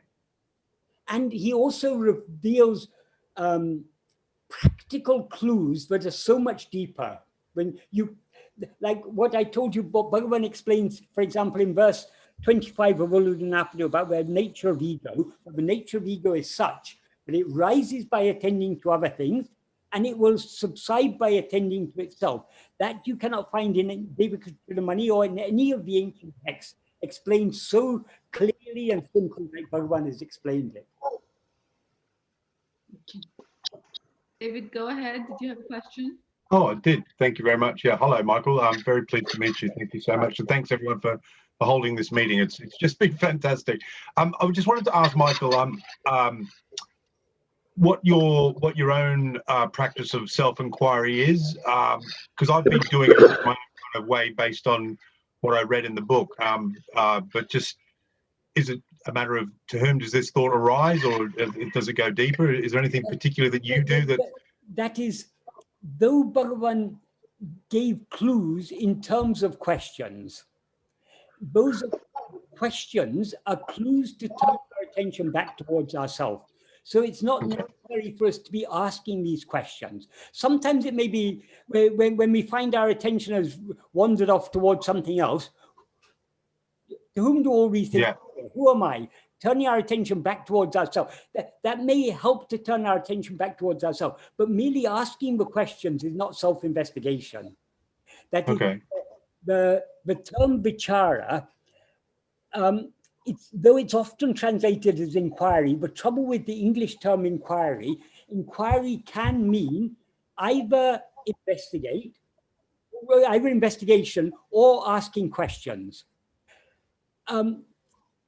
When Bhagavan is talking about vichara, he's talking about investigation. It's not merely, but we can go on asking the question, who am I? Who am I?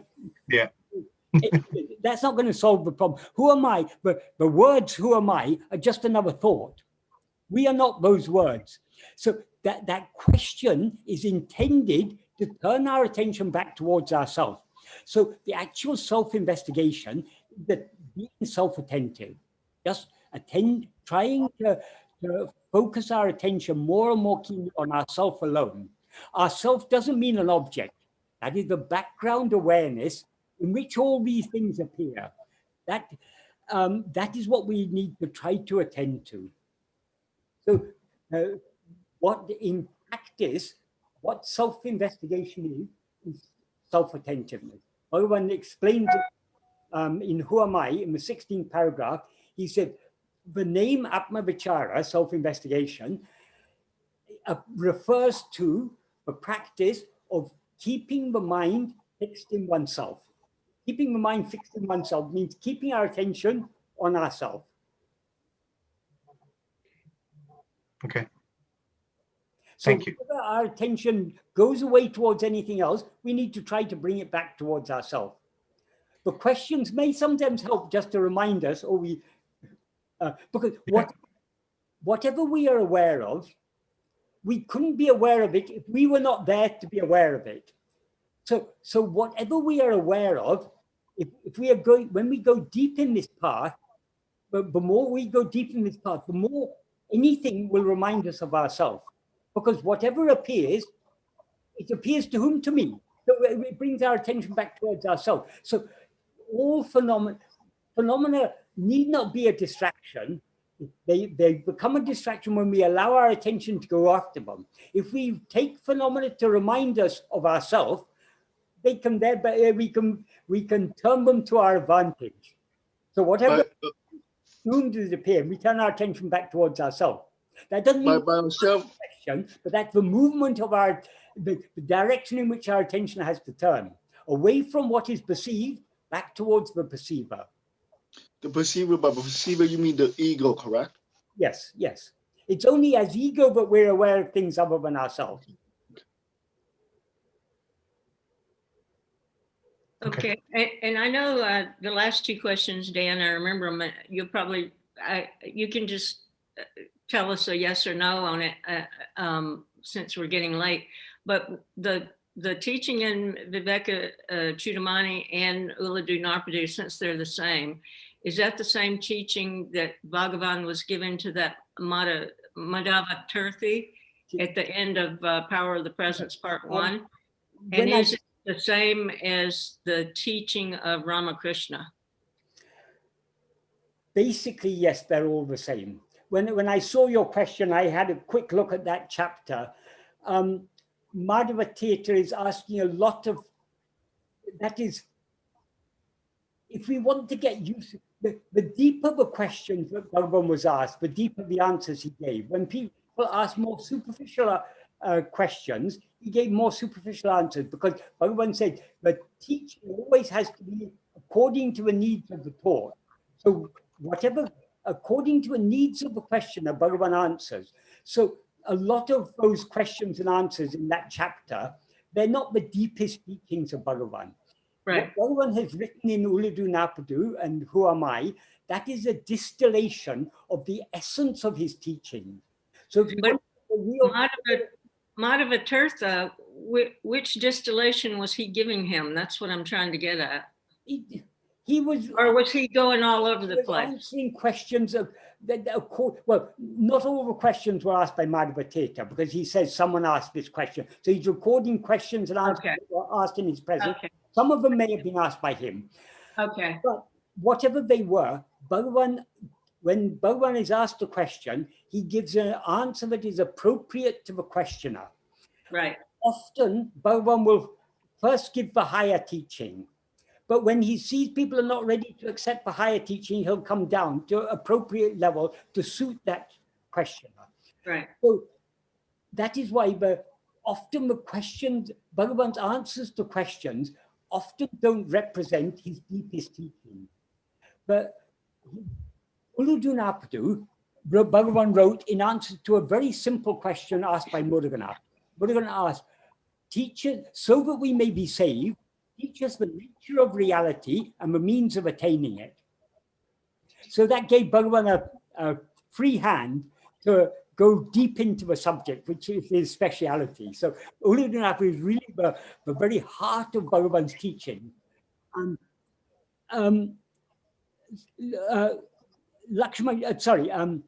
Shiva Prashan Pillai, for whom Bhagavan gave the answers in Who Am I? The very first question he asked Bhagavan was, who am I?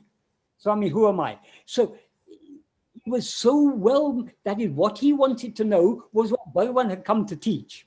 So he was so well attuned to Bhagavan, and he asked very apt and appropriate questions. So Bhagavan gave deep answers. That's why Who Am I is such a precious text.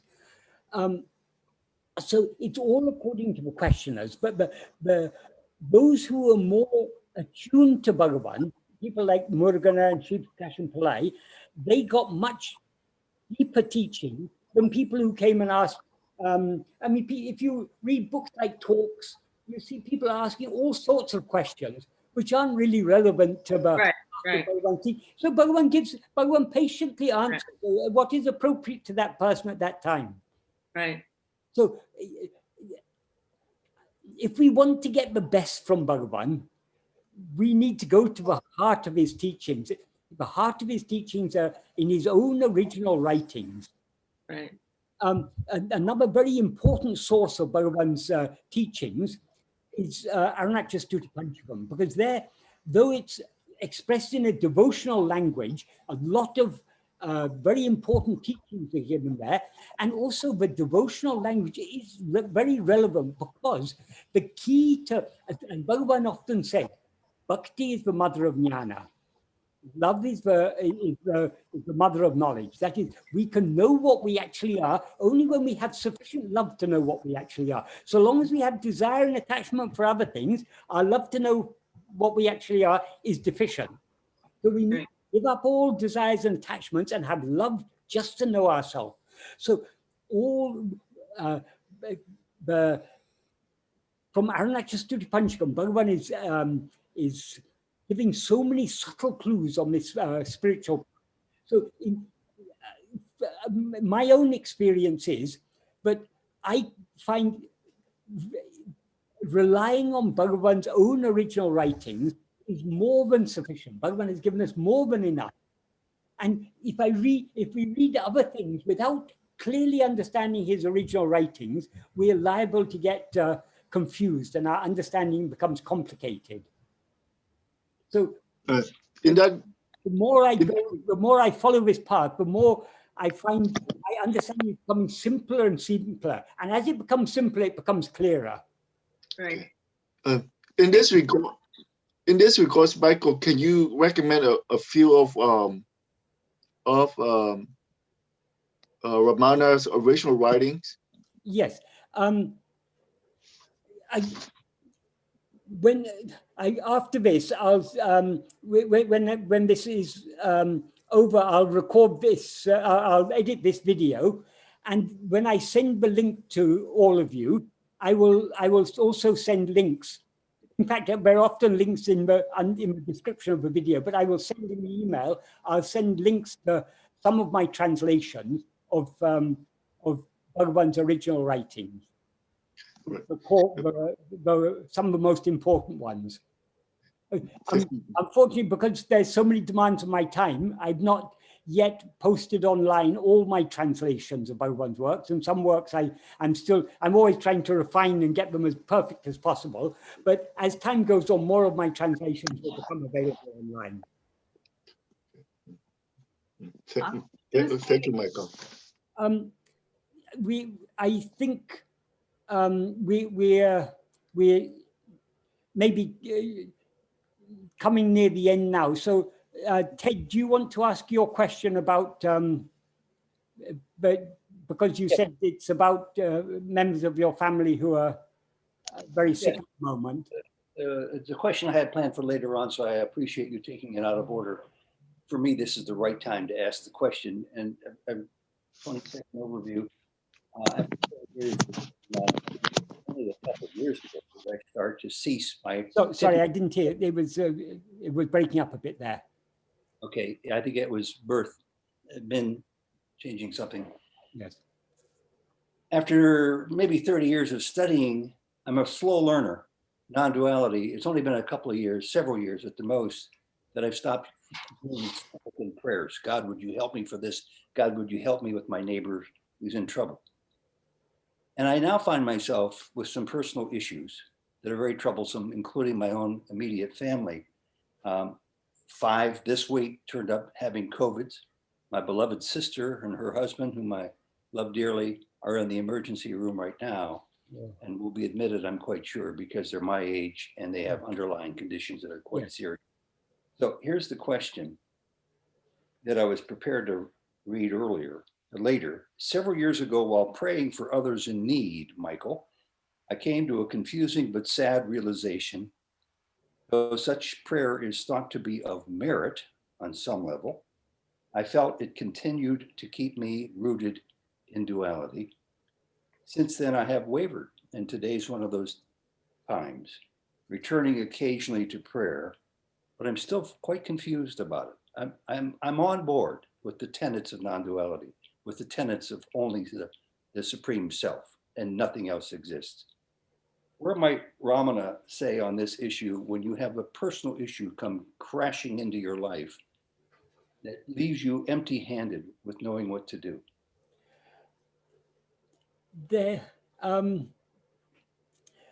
We have to follow our heart. There are times we are moving, that is the ideal towards which we are moving is the total annihilation of ego.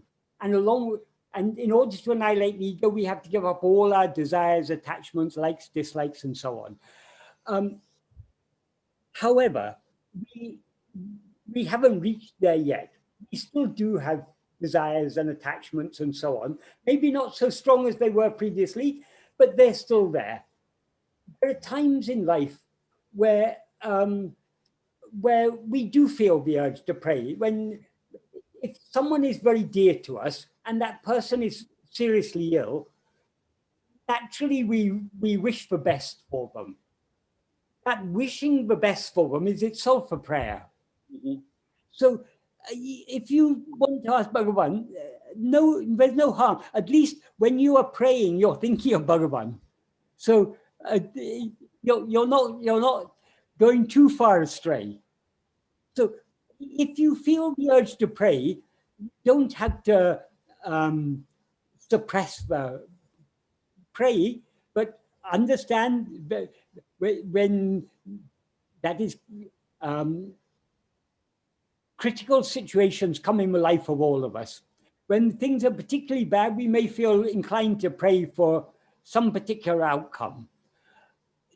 If we pray at that time, then sooner or later, every critical situation passes. That is, whatever big problem we face in life, no problems last. One problem is solved and another problem comes. That is the nature of life.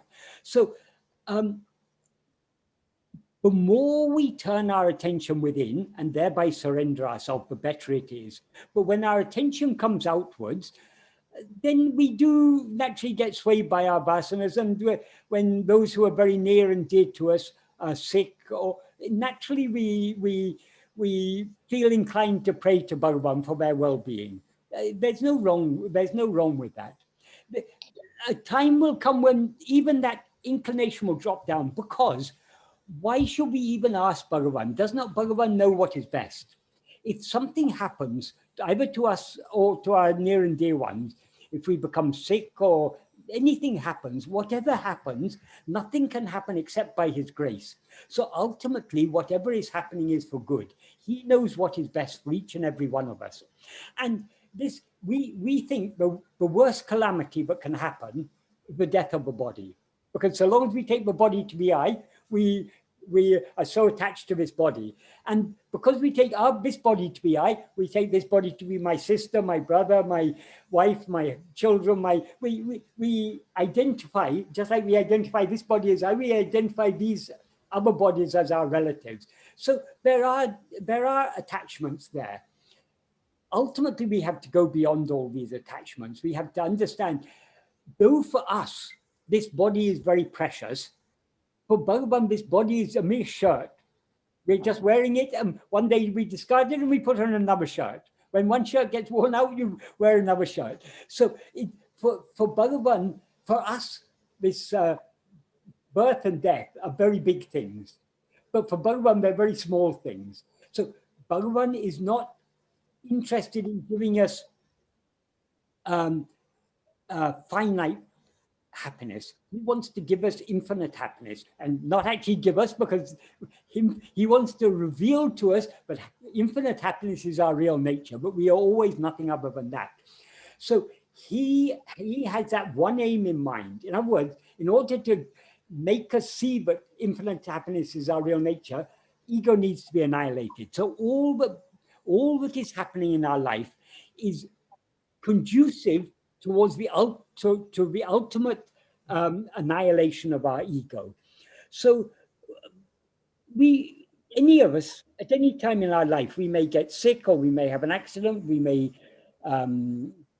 be incapacitated for life, or we may die, or these things, they happen in life. It's all part of life, but nothing can happen except by his will. And whatever happens by his will is for our good. If we understand this, we will feel less inclined to pray. But so long as we feel inclined to pray, it's meaningless to say, oh, I shouldn't pray. The inclination to pray is there, pray, no harm. But Thank you. As you go deeper in the path, the inclination to pray for this or that, ultimately there's only one prayer: thy will be done. Bhagavan sang in Arunachal Patikam verse 2, Ninishtam Anishtam, your will is my will. In other words, I have no will of my own. Whatever you want, that is good for me. That is happiness for me. Thank you, Mike. The direction in which we're moving, but none of us are surrendered completely. If we were surrendered completely, we wouldn't be here. So until we surrender completely, there will at times be inclinations to pray. But at other times we'll use our discrimination more, and we'll think, no, it's that we need not pray, because Bhagavan, what we need more than us, what is good for us is known to Bhagavan more than it's known to us. We often think something is good for us, but it may not be good for us. But he knows what is really good for us. So what happens is what is really good for us.